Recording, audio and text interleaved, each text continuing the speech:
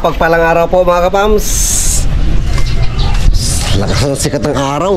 Buti naman di na umulan ngayon. Punta natin si Papa, nandala raw. Sundan natin sa dagat. Dito tayo daan sa may ilog. Tingnan natin kung marami na bang kuha yun. Umaga raw umalis eh. Wala pa yatang araw, umalis na.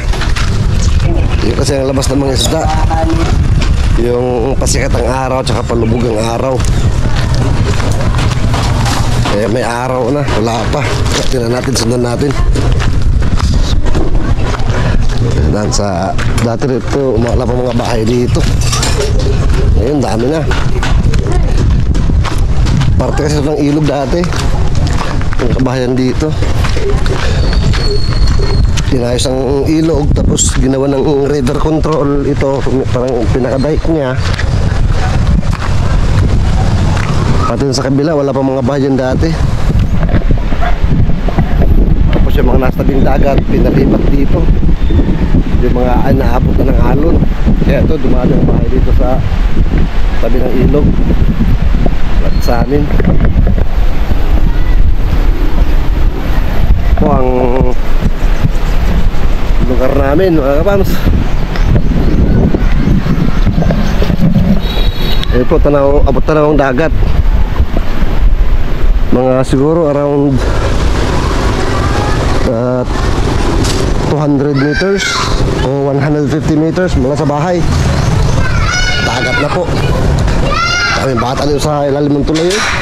Nalaro. Ayan. Oy! Hi vlog! Welcome to my channel!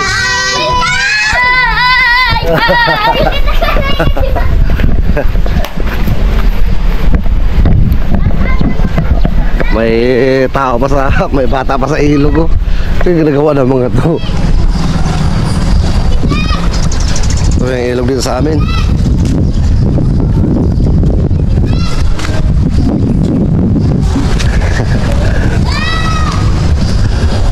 Malinaw po yan, tubig dito, ilog. Yan po yung ilog. Ayan yung pandagat oh. Mahanap kaya natin si Papa. Nasaan kaya yun ngayon? Samahan niyo po ako mga kapams. Ewan ko ba, tatlo lang kami na ganyan sa bahay. Yung mahilig sa dagat, mahilig sa bundok. Si Papa, ako, tapos yung nasa Saudi ngayon, mga kapatid ko. Hindi, mahilig na sa dagat yun. Mahilig manlambat, mandala. The rest po, mga kapatid namin ha, wala. Iba na yung kinahiligan. Iba na kasi yung era na kinagisnan nila. Di tulad kami noon na mga kabataan namin. Grabe po, sobrang hirap po talaga namin mga kapams.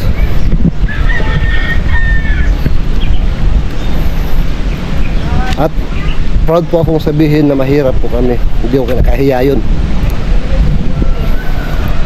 Kinalakahan ko po, laging ulam namin saluyot na paksiw.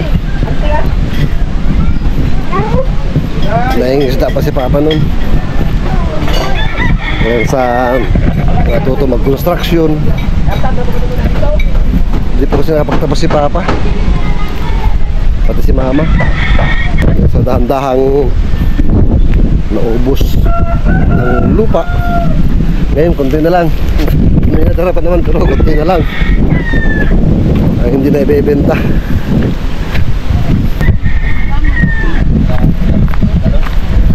Okay, thank you. Lagi lang to. Okay, salamat.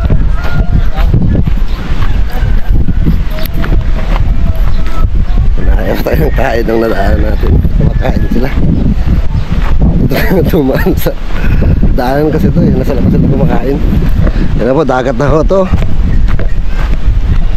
Sakay si Papa. Patay sa gilid, matanaw po natin hanggang doon. Tapos hanggang doon, sa kabila naman.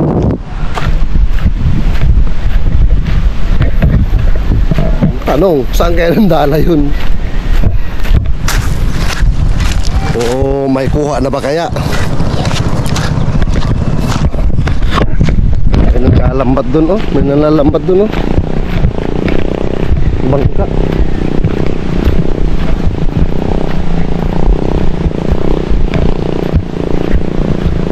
So si Papa. Ito po yung ilog amin. Yan, papunta dun. Ayun, kita ko na si Papa. Kita ko na si Papa mga kams. Ayun o. Ayun, nasa tubig, nandadala. Ayun naman, lalambat sa bangka o. Si Papa. Tignan natin. Check natin kung marami na bang kuha. Mukhang ginaganahan sa pandadala. It's either ginaganahan dahil maraming nakukuha o wala pang nakukuha, kaya ayaw pa umuwi para may madalaman lang pa uwi. Parang nakakadol kasi kapagod na galing ka rito sa dagat tapos wala ka man lang huli. Parang may madalaman lang sana, ganun ang dating.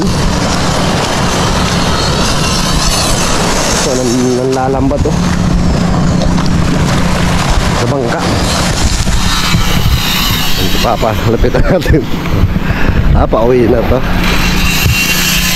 Ano to, tapat ng daan papunta sa amin. Ano?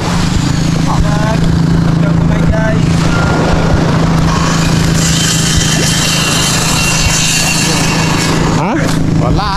Wala.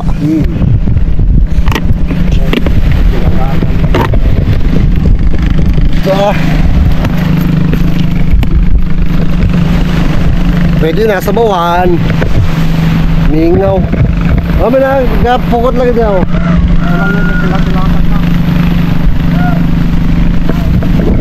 Oh, wag mingaw dyan.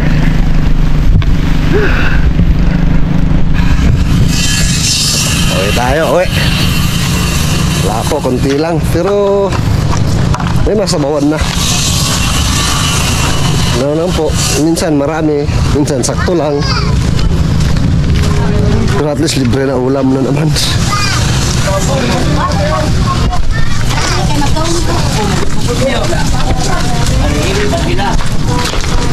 Bawasan ba? Oo, pagpapag nila.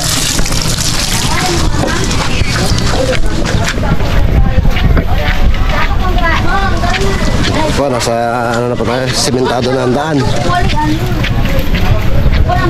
At ito yung nasa 15 meters mula dagat, simento na po.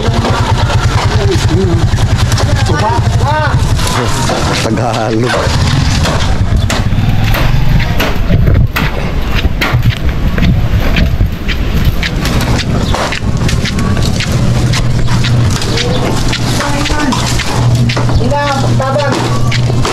Bali ano tong namin, tatlong kanto mula sa dagat, bahay na. May silang bawat kanto. Ang per kanto nung kang babang may ano 20 meters. Sobra. May 30. Around 20 meters to 30 meters po bawat kanto, ang layo, ang laki. Kaya tatlong kanto yung sa amin mula sa bahay hanggang sa dagat.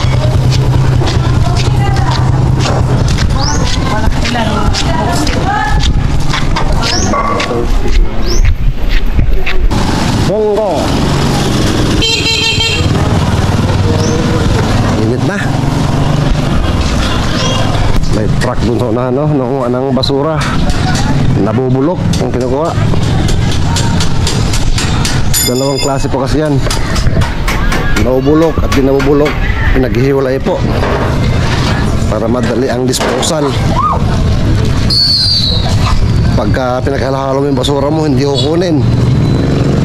Kaya kailangan segregate para pagdating nung nangulikta ng nabubulok, yung nabubulok ibigay mo. Pag dumating yun naman nung hindi nabubulok na nangulikta darating bigyan mo naman yung mga hindi nabubulok. Ganun po yun. Hindi kukunin pag halo-halo kasi mahirapan din sila mag-segregate.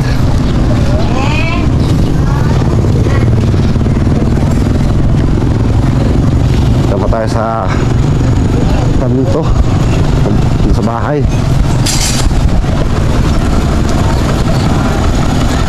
Alright. Ha? Ma, dito si Papa, daming kuha. Langgana daw. Yung pinakamalaki.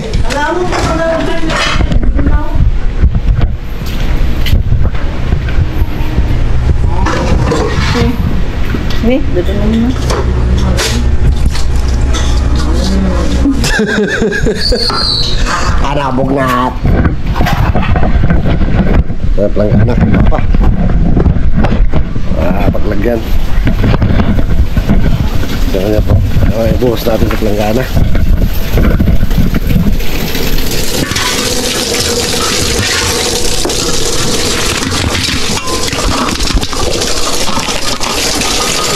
Bah, may tapos pa. Pamala. Oh, tapos. Pamala, boy pa. Yun, no? Marami-rami rin po.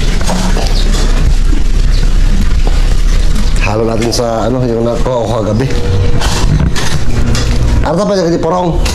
Ilak natin yung dapat yung kurita, oh. Yan ang kurita. Ay, hapon, kurita. Tamala yan, tamala yung mga hindi mo lumalaki yan. Hindi lang yan, kurita sa taplin. Hindi maglaki, tamala. Mapagpalang araw po mga kabams. May kalaki ng mga alon pero okay lang to, buhangin naman to rito eh. Walang pakakasabitan yung lambat natin. Kaya ito yung lambat natin, no? Dalawa din na natin. Isa. Latag pa rin natin kaya medyo malaking alon kasi buhangin na naman, no? Kaya let's go. Latag tayo lambat. Ayan po mga kabams, nalatag na natin. Dalawang lambat. At tabon na ako ng mukha ko kasi sunog na ang ano ko, sunog ng mukha ko, ang hapde. Tsaka yung likod ko, yung katawan ko sunog na. Siyempre kailangan natin maging maarte. Maarte ako. Ang hapdi po, sunog na. Ano lang ba tayo, naghubad pa ako kasi wala akong dalang damit extra para matuyo, para natin mababaran ng lamig sa likod. Eh yun tuloy, sunog-sunog tayo. Abdi ang mukha ko, mukha, batok, likod, mga braso, sunog na. Sunburn is real. Pero okay lang po, laban lang. Yung kabatuhan, no?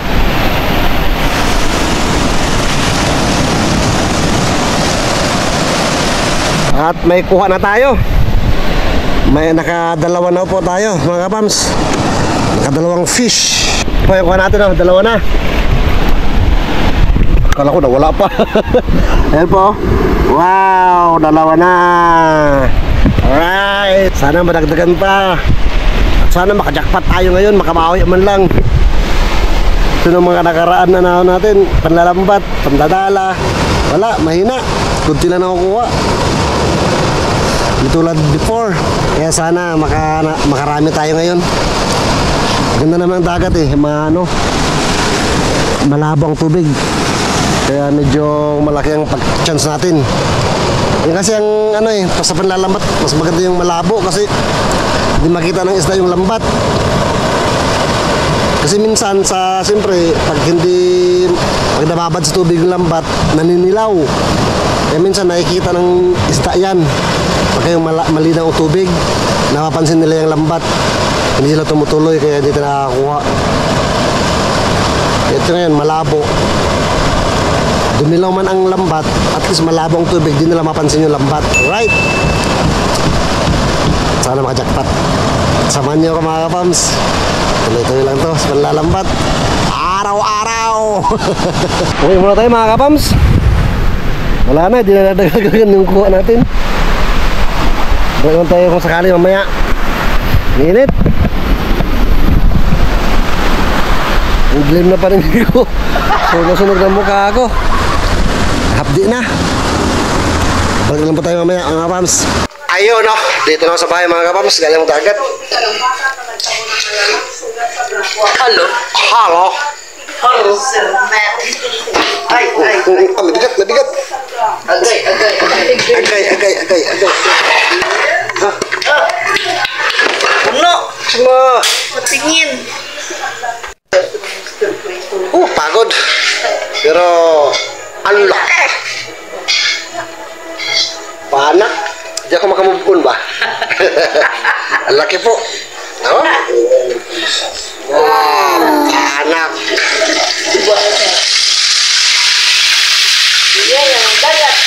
Mga ganyan po mga kapams. Salamat po sa pagsama sa akin. Spread na bang araw-araw? Kung may bis araw-araw dito lang po yan. Sa Elder Vlogs Family. Sunog ng mukha ko.